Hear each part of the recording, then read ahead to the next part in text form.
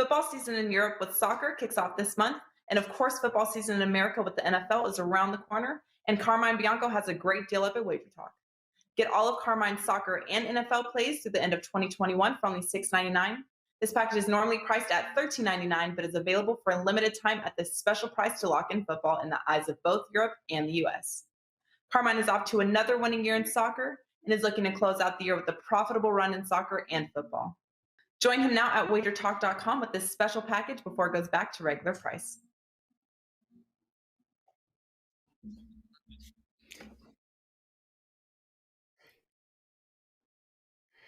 Hey guys, happy Thursday. Welcome to another edition of Stoppage Time. This is the EPL opening weekend kickoff show. I'm pretty happy. Why am I happy? Because tomorrow is the round one of 38 rounds of the EPL season, the Premier League, the best league in all of Europe, all of the world. I believe some of the best teams, some of the best players, and we're going to discuss three of those games. We've already talked about some futures.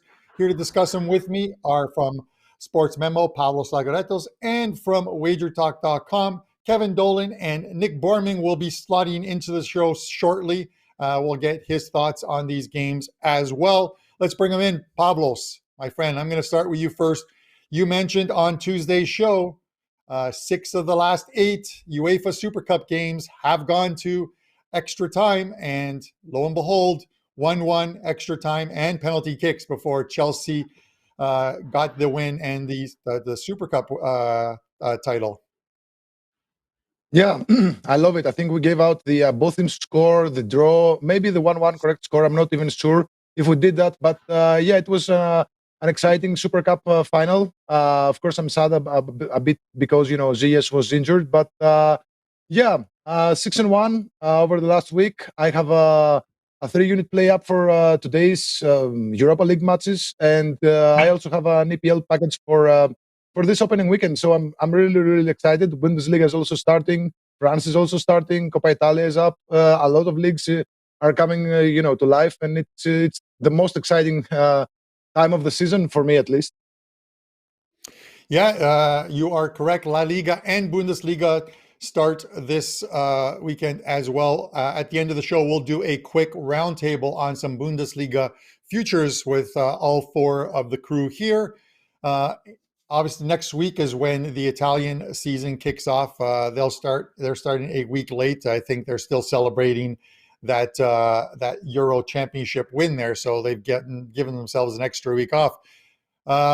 Kevin Dolan, my man, you are on a absolute roll with 5% plays and have one up for the weekend. Tell me about it.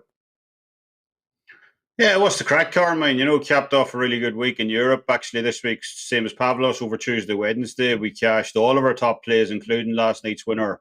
We had the Chelsea Villarreal under, so pretty happy about that. And as you said, 5%'s just been so hot this year, 23-7 and 2 run right now, and all 5% play since April. This is actually our first 5% play released since July as well. So, we have been pretty selective, but I was looking at the lines. This line's off me on Saturday. It's honestly one of my favourite plays of the last few months. So, hopefully we can cash that big ticket and increase that record to 24-7 on Saturday.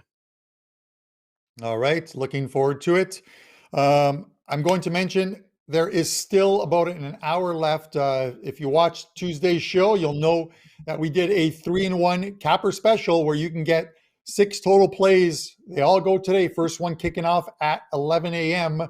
On these plays, and you can still get that for $49. 2 plays from Kevin Dolan, 2 from Nick Borrman, and 2 from myself. Again, this package goes down at 11 a.m. Eastern Time. 1 play left. The final person of our panel is here, Nick Borrman, WagerTalk.com. Nick, how you doing, and what's going on? What's up, guys? I was dealing with a wife that is about to pop, and we thought last night was going to be an hour. I'm surprised to even be here right now. I honestly thought I was calling you guys this morning and not going to make it. Stuff starting to happen, I guess you could say. So this might be my send-off show. We'll see. But everything else is going very well. Excited to get to the European seasons coming up this weekend. Can't wait. Nick's absolutely glowing, so I hope you guys all know what that means. It's a good thing. It is a good thing. Guys, these are the these are the games we're going to discuss today. We're going to discuss one for every single EPL game day. We're going to start off on Friday with the Brentford Arsenal game.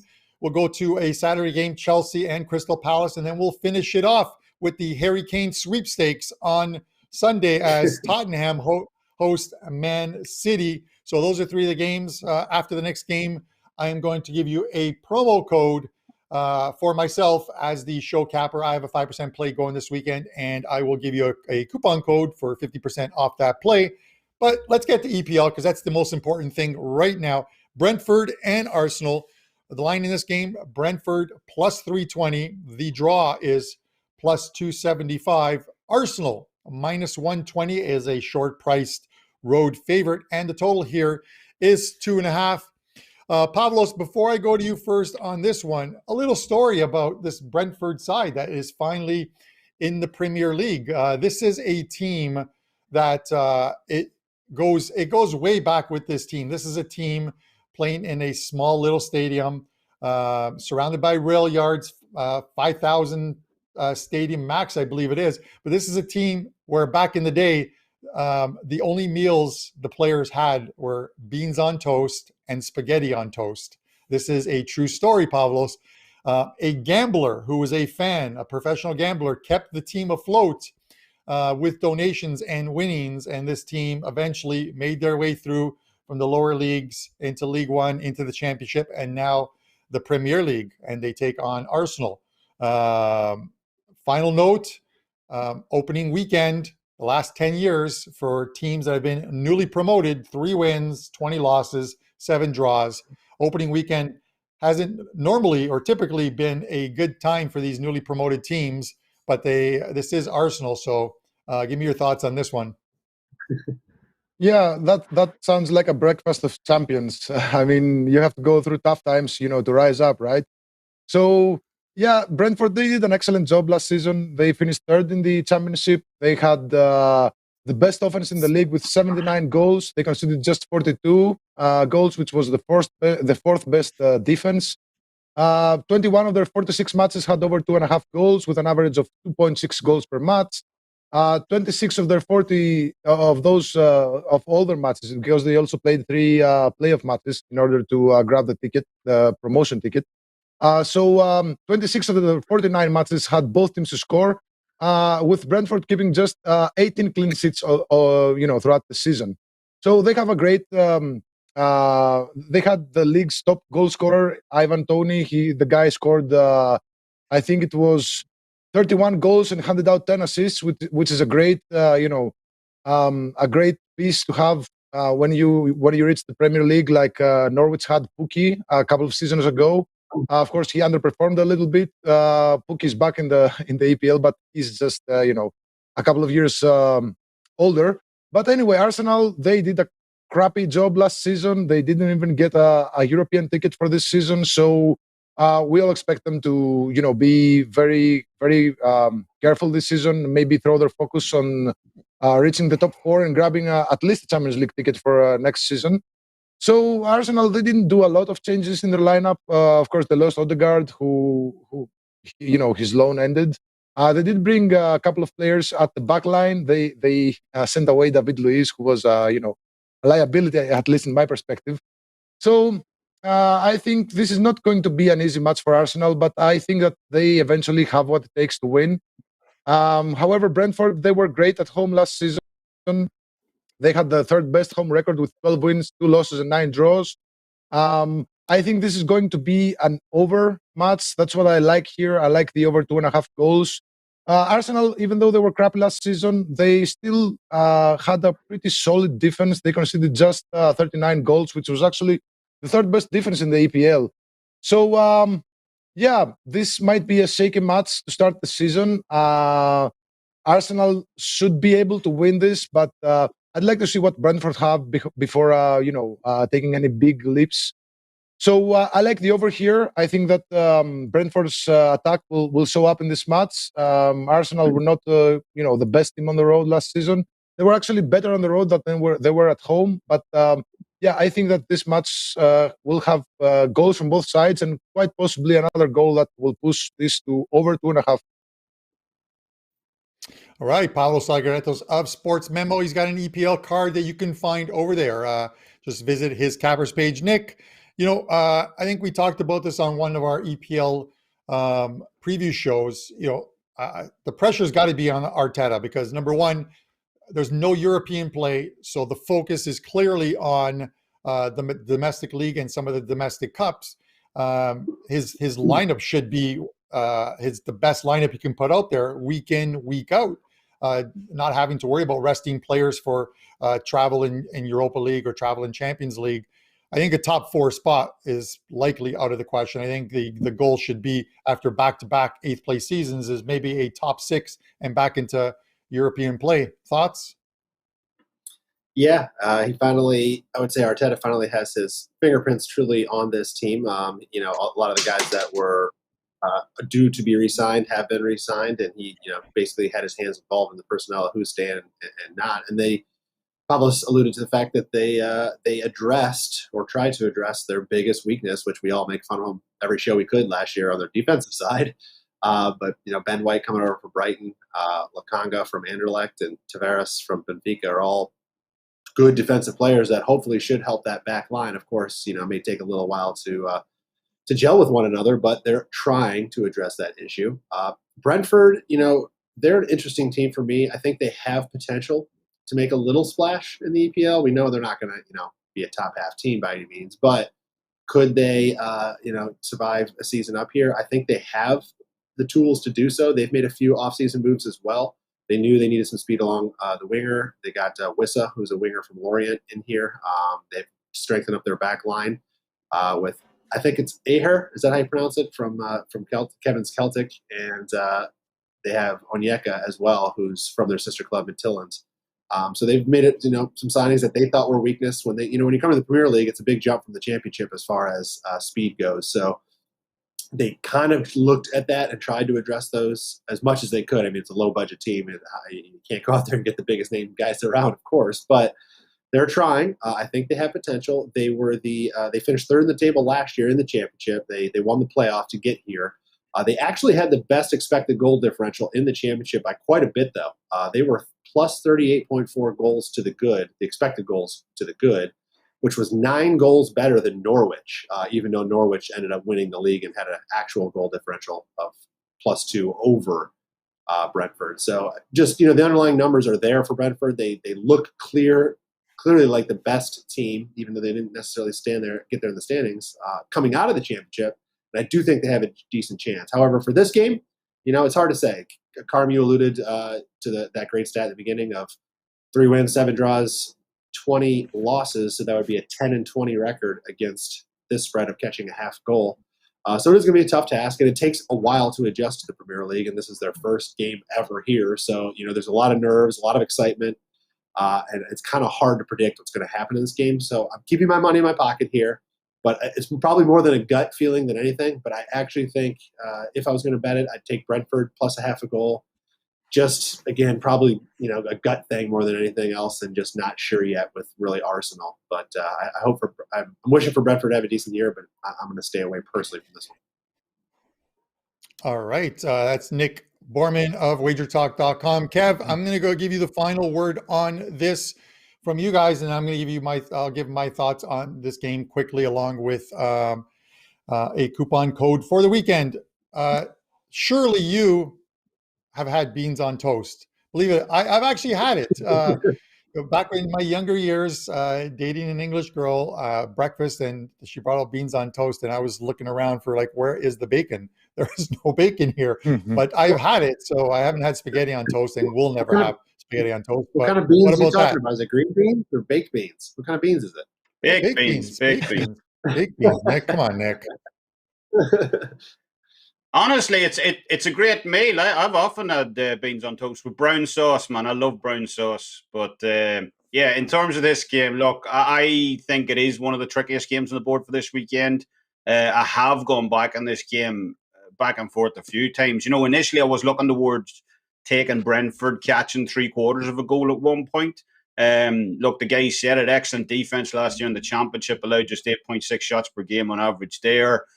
as Pavlos said, we know how dangerous Ivan Toney can be as well, Championship's top goal scorer last season. And Brentford also showed they can mix it with the Premier League big boys already last season. They went 3-1-2 against them over the 2 cups. That included 3 shutouts over those 6 games as well. So, yes, they might have been full-strength Premier League squads, but, there's still plenty to be optimistic about if you are a Brentford fan ahead of this season. But, just digging into the numbers, Arsenal, they haven't looked great in pre-season. We need to get that out the way right now. But, looking into last year, if you go from Christmas Day onwards, because they had an horrendous start to the season, but if you look at Arsenal record from Christmas Day onwards, only Manchester City averaged more wins than Arsenal did. They had a 14-5-5 record to finish off the season, plus 22 goal differential as well. So, this team is live. And with the signings they've already brought in, as the fella said, Ben White, Lokonga, we said in the preview show last week that, me personally, I think Arsenal are a real threat, especially with that top 6.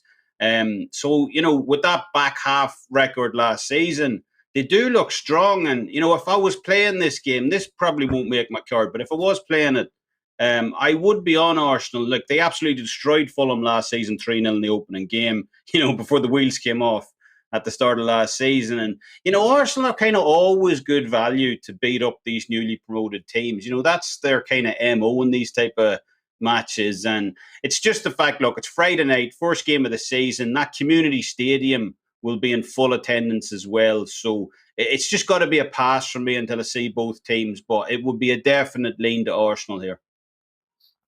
All right, Kevin Dolan, WagerTalk.com.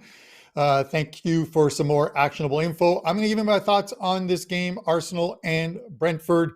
I talked about earlier, teams, newly promoted teams playing their first game of the season, round 1, haven't fared well. 3 wins, 7 draws, 20 losses. This Arsenal team, this is Arteta's team. This is the year that I think the pressure is on him. They're a short price here at -20. They've made some changes defensively that makes them better. And offensively, they can score. It's this first 20 minutes of this game, because I believe even with a short fan base there of only about 5,000 fans in this stadium, it'll still be pretty electric. Brentford will be pretty hyped up, at least for the first 20 minutes. If they can stem the tide and they can get through that 20 minutes and get the opener, Arsenal should go on to win this game. And -120 is a great price.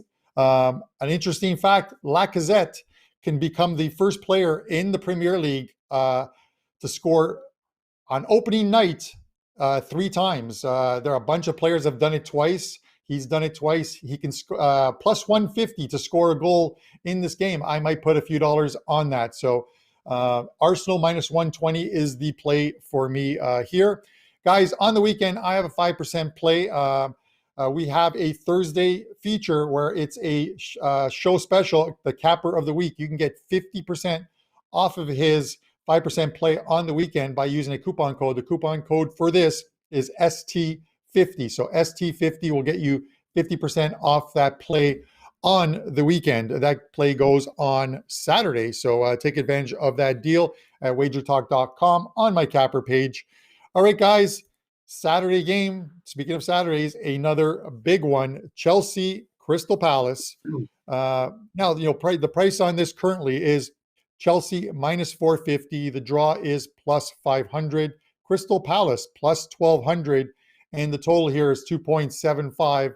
That's a split line of 2.5 and 3. That's a little higher line than normal that we see on these Chelsea games. We usually see 2.25 goals on there. And as we mentioned earlier, they were in action on Wednesday in the UEFA Super Cup final. I'm going to go to Nick first on this one. Nick, listen, the money line seems extremely high there. The goal line is -1.5 here. Is this one of those ones where you forego the game completely, or you look at either side on that -1.5 or +1.5 goal line? It's hard not to want to take Chelsea here. You mentioned they're coming off that Super Cup win yesterday over Villarreal in penalties, and just watching that game and then looking at who was on the field and even who wasn't. I forgot how deep and stacked this team is, and of course, They have Lukaku still coming over, who they're trying to get him on so he can actually be activated for this game. I doubt he would start necessarily, but who knows? They could throw him on as a late sub. Doesn't matter. Point is that they're just stacked top to bottom, and they're scary. And as much as I do love them, Palace, when we talked a little bit about the preview of the Premier League and who's going up, who's going down next year. Palace is one of those teams I had circled as far as a potential to go down. They were not good last year. They were the third worst expected goal team in the league. Their differential was minus 0.7. They generated just 0.93 expected goals per game, which was one of only 3 teams to be less than 1. The other 2 were both relegated. That was Sheffield United and West Brom. So it shows you the company that they were in as far as their performances last year. They made a couple of defensive signings in the offseason so far this year, but I don't know. They're obviously their issue was being able to put the ball in the net, and I don't know if they've addressed the right areas on the team to obviously improve that. This preseason, they haven't really tested themselves. They've played 5 of their 6 games against either Championship or League One teams, while Chelsea, they've played 5 games, including City, Arsenal, Tottenham. They look very good. They won 4 of them. I know, the wins and draws don't necessarily matter, but they've looked very solid. They're testing themselves against good teams. I thought Palace would at least try to do that, but it looks like they wanted to, set themselves up for a cake schedule and maybe get some confidence going. But I don't know. Chelsea here, minus 1.5 goals. I'm not really too scared of.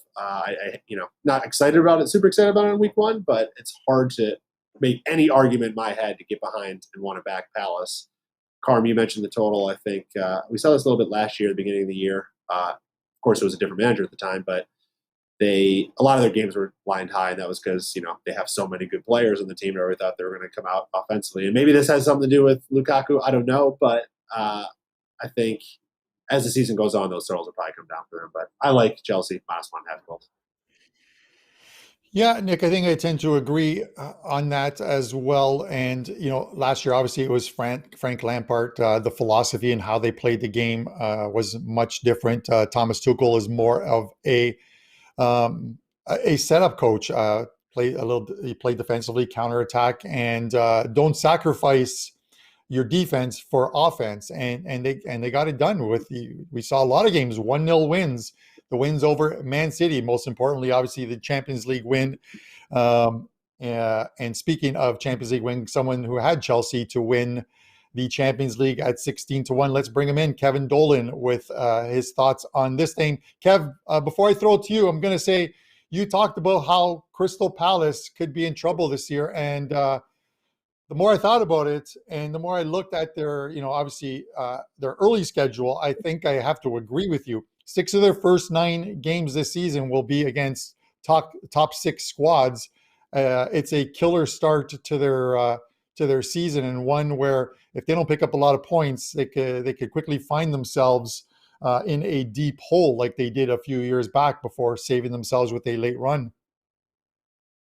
Oh, no, Carmine, you can't get out of it that easily. You said they were going to survive, so we've got you on tape saying that. So, look, you're right. They open up with a pretty harsh schedule, and this is another tricky game for me, though. Obviously, it's kind of easy to come in on the Chelsea side. I like them as well, obviously, but I don't know. I think this will be a tricky match. We seen last night Ziyech picked up that knock, so he's obviously unlikely for this game. Lukaku could be ready to go, but, does he get playing? Is he on the bench? You'd have to imagine the latter, but, there's a lot of unknowns heading into this game, and equally so with Crystal Palace, Patrick Vieira's first game in charge, and it'll be interesting to see what he gets out of those new signings at the back, that Nick mentioned. I'm just going to swerve the match line here as, in all honesty, minus 1.5 looks about right to me. I could see it go either way, and I do quite like the goal line, though. Under 2 3/4 is going off at minus 120.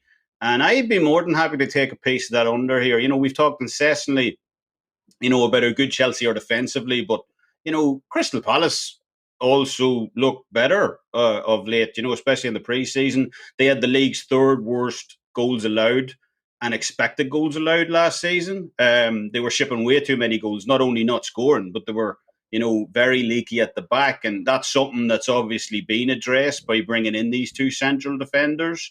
as their top two acquisitions in the off-season. So, it is a tough one. I think Chelsea probably edged the game. I would like them to win. I'm not going to lay this price, though. And if I had to play a side here, absolutely had to, I would take Crystal Palace getting, plus 1.5 here. But in all honesty, I prefer the total. And if you're giving me under 2.75, that's likely a play for me. All right, Kevin Dolan of WagerTalk.com. Pavlos, I'm going to give you the last word on this one. Kev talked about the preseason. He gave me a hard time. I've got to give him one. Let's look at some of the sides that Crystal Palace have faced in preseason. We have Walsall, Stevenage, Ipswich, Charlton, Reading, and top Watford. Teams. Some fantastic teams with attacking quality players there. I don't mean to disparage any of them, but I have to think this is Chelsea all day long here, as Nick mentions, -1.5. How about the 3-0 exact score, plus 650, Pavlos? 3-0. Yeah, I could see that happening. I mean, Chelsea last season, they destroyed Crystal Palace by 4-0 at home and by 4-1 on the road. They have a great history as hosts against Crystal Palace. They've won 4 each of the last 4, 8 of the last 10, and they have only lost twice since 1990 as hosts. They have 11 wins, just 2 losses and 2 draws at home against Crystal Palace since 1990. Crystal Palace last season, they were quite bad on the road. They kept the second fewest clean sheets on the road with just 2 in 19 away matches. And they failed to score in 7 of their 10 away losses last season. And they lost by 2 or more goals in 8 of those 10 losses. So, yeah, I do see Chelsea covering that -1.5 spread. But I like the under here. I mean, okay, Chelsea... the thing that worries me is the fact that Chelsea, they didn't keep a single clean sheet so far. Of course, they played some friendlies against Peterborough, Bournemouth, Arsenal, Tottenham. They didn't keep any clean sheets. Last season, they had the second most clean sheets in the league. They had 18 clean sheets in 38 matches. So this could be like a 3-0 win for Chelsea, maybe a 2-0 win for Chelsea. Still, I think Crystal Palace, I think Nick mentioned that they completely revamped their defense this season, and it might take some time for those players to gel together. So, yeah, I like Chelsea with -1.5, and I also like the under here. All right, that is Pavlos Laguretos of SportsMemo. You know what? With this Crystal Palace team, anytime in the past, it just seems if I've taken a team -1.5 against them, I get haunted by Benteke. He just seems to have some of his best games against me. It's kind of like Danny Ings. We've talked about this last year. Danny Ings in that smile that he's now moved on, but every time I seem to go against him, he'd score the first one. So let's hope that doesn't happen on the weekend, because I'm likely to have Chelsea on my betting card. Okay, guys, it is the Harry Kane sweepstakes on Sunday. Tottenham, Manchester City. The line on this one, Tottenham a juicy plus 425 at home. The draw is plus 320. Man City, a 3/4 of a goal favorite at -167, and the total here is 2.75. Again, that is a split line of 2.5 and 3. If you've never played these Asian lines, when you see a 2.75 at your book, it says 2.5/3. Half your bet is on 2.5, half your bet is on 3. So something for the novice bettors out there. Kev, I'm going to go to you first on this one. We know what's going on. Obviously, the transfer window is still open, so we don't know what's going on with Kane. We do know he won't be playing on the weekend. That is for sure. Give me your thoughts on this one. It's, in all honesty, at this number, it's very difficult for me to look past the champions here, City, when they're only laying -3/4 of a goal. I believe that's around -125 now at most books. I could, again, they could squeeze it out, but by the same token, I could actually, absolutely see them doing a number on Tottenham here. We know there's no Phil Foden, there's no Kevin De Bruyne. Both of those are injured. They also have a ton of players recovering from international duty as well. Ederson, Gabriel Jesus, potentially some of the English players as well. Laporte is in COVID isolation. So there's plenty of reasons for pause here before, jumping in on the City side. And, it's probably the reason why we're seeing City laying under a full goal right now at decent odds. But, a bit like we said about Chelsea before, Cancelo, Gundogan, Fernandinho, Torres, Grealish, Manchester City have just serious depth to call upon when needed. And, when you're laying under a full goal with this team against the Tottenham side that, Harry Kane's due for training tomorrow, but as you said, unlikely for the weekend. And I think, to be honest, even if he was starting, I'd still be fairly confident, taking City minus 3/4 of a goal. So with him out, it's even better. So, yeah, it's got to be City for me, laying minus 3/4 of a goal here. And that's something that'll very, very likely make my card for Sunday. All right. That is Kevin Dolan, WagerTalk.com. 23-7-2 with 5% soccer plays since April. Absolutely on fire. He has a 5% play loaded for Saturday, so an EPL play. So you can get that over at WagerTalk.com and click on his cappers page. Pavlos, I'm going to go to you next on this one. Listen, Tottenham, Tottenham's given Man City some fits, even going as far back as I think it was 3 years ago in Champions League where they knocked them out. Tough team sometimes at home. Last couple home games against Man City, 2-0 wins, both in 2020, November 21st, and back in February. Give me your thoughts on this one. Yeah, they actually won each of their last 3 as hosts against City, and 5 of the last 7. They have 5 wins and 2 losses in the last 7 home matches against Manchester City. But, the whole hurricane moving, type of deal is keeping me away from backing Tottenham here. I think Kevin made excellent points about the match. Even without Kevin De Bruyne, I think that the City, that they have probably the best depth in the world right now. And I think they should be able. I'm quite surprised by the odds here, and I think that City will start the season with a win here. I mean, Tottenham. It's unclear. Maybe we'll hear about Harry Kane being shipped off to Manchester City in the following hours, maybe even before this match is played. So this is definitely a match to watch on Sunday. I wouldn't mess around with the totals because matches between them don't always go to high number of totals. They usually stay low. I think only 2 of the last 6 matches between the two sides had over 2.5 goals. So yeah, City, they had the best defense last season. I think they'll be just as good this season, and it remains to be seen whether Kane will play in this match. If he does play, maybe the over might be something to look at. But I'm siding with City here. All right, Pavlos Laguretos, Sports Memo. Nick, I'm going to give you the first word on this. Maybe looking at the total because you're an XG guy, but the first PL game for a new manager for Tottenham, Nuno Espirito, do we see the sort of the Wolverhampton style of play where 1-0 games are a regularity? It's a good question, and I'll at least keep this game from being a loser all around the board when we all team up on the same side. I'm actually going to side with the Spurs in this one. And, the big reason for me here is that I didn't, watching City against Leicester in the Community Shield, I know it wasn't their best 11, but I don't know. I didn't see anything there that was, very excited to get behind. Leicester, has a good game plan against City. Tottenham shown they can beat City, especially at home. Pavlos mentioned the 3 straight wins over City at home. We know the Kane situation, but Tottenham still have plenty of threats up front, and all eyes are going to be on Son, Ali, and Berwin this year. And during the preseason so far, they've looked pretty solid together when they're on the field. And they had a win over Arsenal, drawn against Chelsea. Again, doesn't matter the results, but when those guys were on the field together, it was pretty good.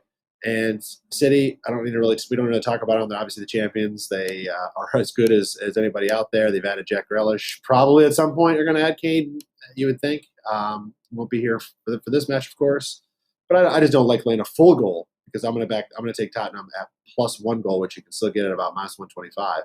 I wouldn't take to side with what Kevin and Pavel said. If you're going to get the 3/4 of a goal line, on City, I would be okay with that. I'm not going to take plus 3/4 of a goal on Tottenham and only take the plus 1 goal and, even pay up to like minus 140 to get it.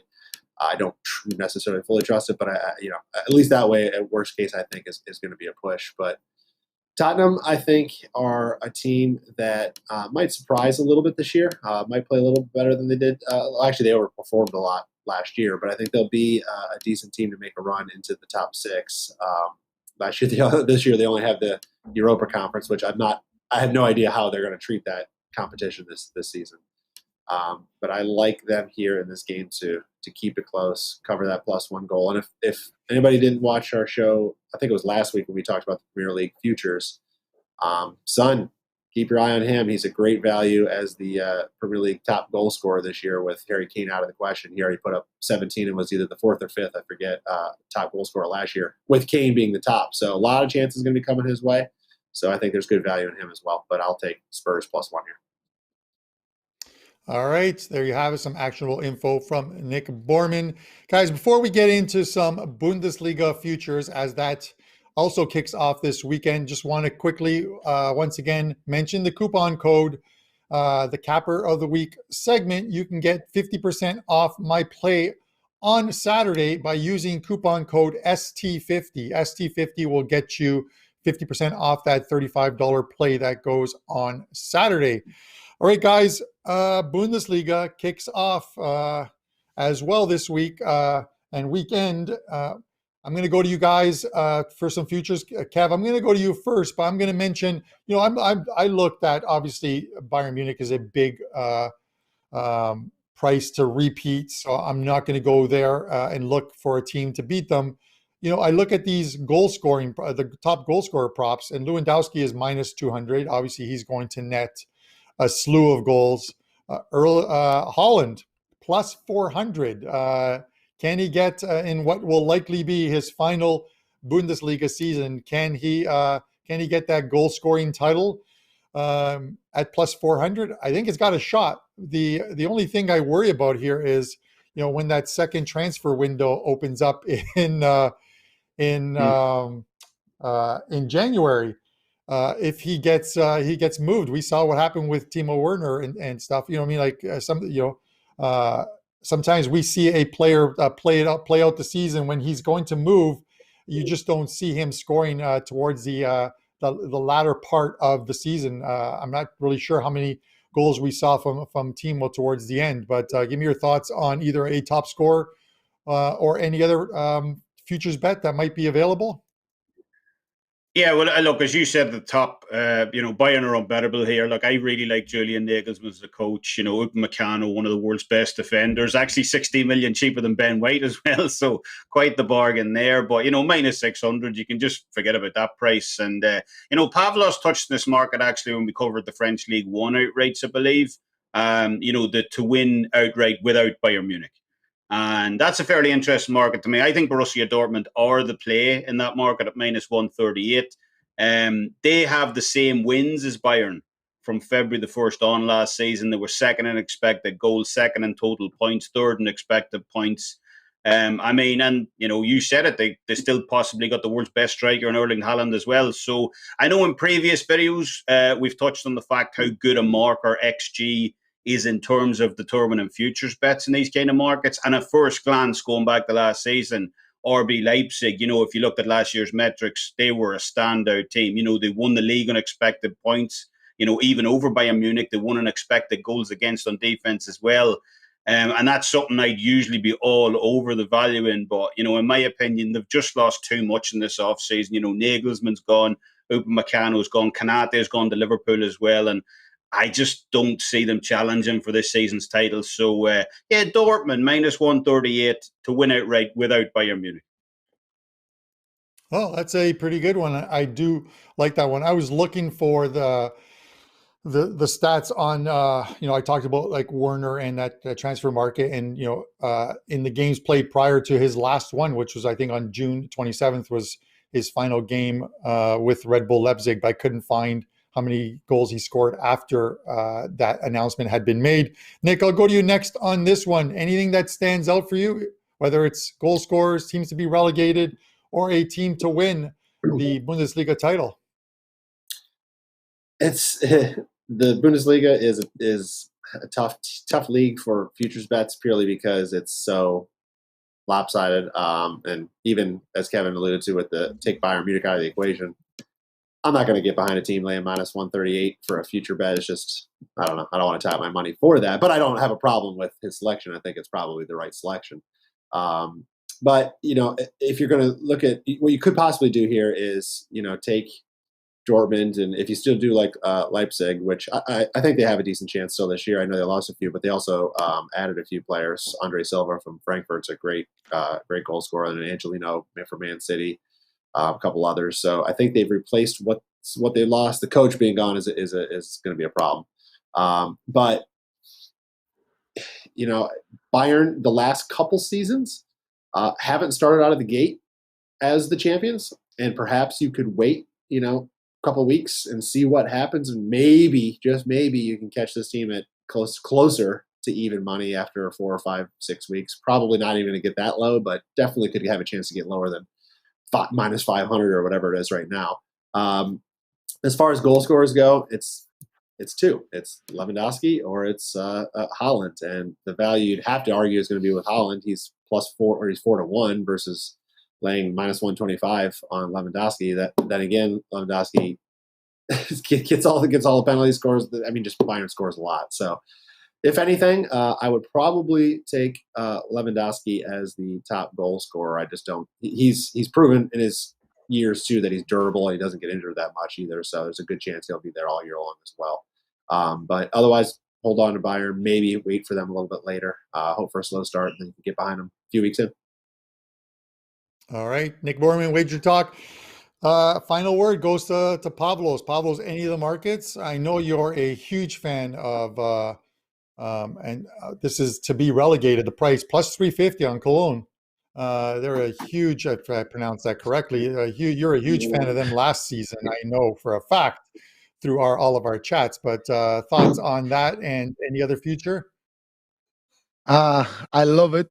But I don't want to get my hatred in the way. I can't see clearly with Cole. I mean, I'm not going to touch them this season, just like, they were terrible for me. So I hope they get relegated, but I'm not going to bet on it. What I do really like, it's a long shot in the player futures, the top goal scorer. Of course, it looks like it's going to be a battle between Lewandowski and Haaland, but I like Andre Silva at +1000. The guy just got transferred from Frankfurt to Red Bull Leipzig, and he was excellent last season. He scored 28 goals in 32 matches with Frankfurt, and he's what Red Bull Leipzig were missing for so many years. He's a true striker with all that midfield and creative wing backs behind him, feeding him balls. So I think it might be something to look at +1000. Of course, again, it's probably gonna be a battle between Lewandowski and Haaland, but I like Andre Silva at +1000. I think Red Bull Leipzig are they're filled with talent. They usually score a lot of goals, but those goals are split amongst so many players. And Andre Silva is like a target man who is gonna be fed a lot, and I think he will score a lot of goals. I think if he stays healthy, I think he's going to be one of the top 3 scorers in the Bundesliga. So I like at +1000. Now, what I also like is teams to finish at the top 4, and Leverkusen. I think that they were really weakened in the transfer window. They lost Bailey, they lost all kinds of players. I think the value is with Gladbach at +225 and Wolfsburg at +2.75. At +275. Sorry. So I like either of these two teams to leave Leverkusen outside the top 4, and I think that Bayern Munich, Dortmund, and Red Bull Leipzig, of course, are going to be they're going to be at the top 3 spots, and we're looking for the 4th. So I like Gladbach +225 and Wolfsburg at +275. All right, Pavlos, when you mentioned Wolfsburg, and they are a good price. I thought when you're talking about goal scorers that you might actually mention your other favorite player, Weghorst. He's plus 3,300, not a bad price, 33 to 1. But again, it's the top teams there, Dortmund and Yeah. Bayern Munich, where they just lay big numbers on teams, and it's usually Haaland and Lewandowski leading the way, scoring multiple goals in their win. So it's kind of tough, but he has scored some big goals for his team, and I agree. The Andre Silva move is a good one as well. Guys, listen, we will be back on Tuesday covering more EPL, maybe a weekend recap. We appreciate you guys tuning in. Final reminder, again, you can get 50% off the 5% play this weekend that I have up by using coupon code ST50. Good luck to all the boys and to you guys out there. Hit that like button, and thanks for tuning in. And as always, guys, good luck with your wagers.